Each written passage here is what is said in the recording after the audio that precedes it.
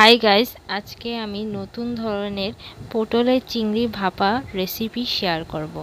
প্রথমে পটলগুলোকে ভালো করে ওয়াশ করে নিতে হবে। I think we should have some more fun. I still dream about the days when we were young. পটলের বিচিগুলো বের করে নিতে হবে এভাবে। We're young. I'll take a hit and still finish. মিক্সির মধ্যে সরিষে মরিচ দিয়ে ব্যাটার বানিয়ে নিতে হবে।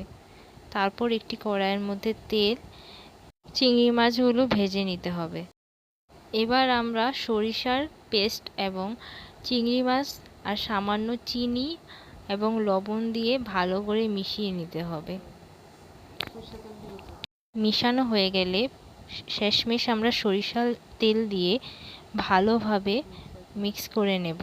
তারপর পটলের ভেতর ব্যাটারটা ঢোকাতে হবে। We're young.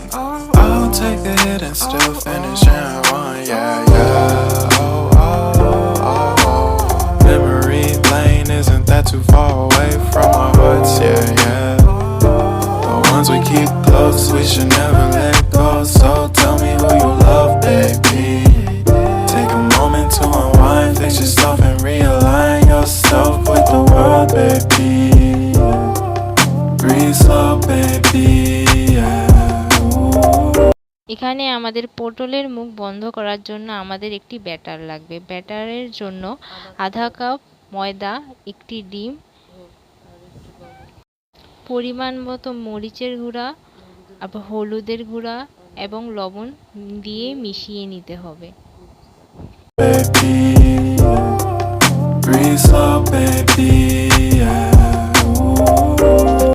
তৈরি করা মিশ্রণটা আমরা প্রত্যেকটি পটলের মুখের উপর দিয়ে দেব।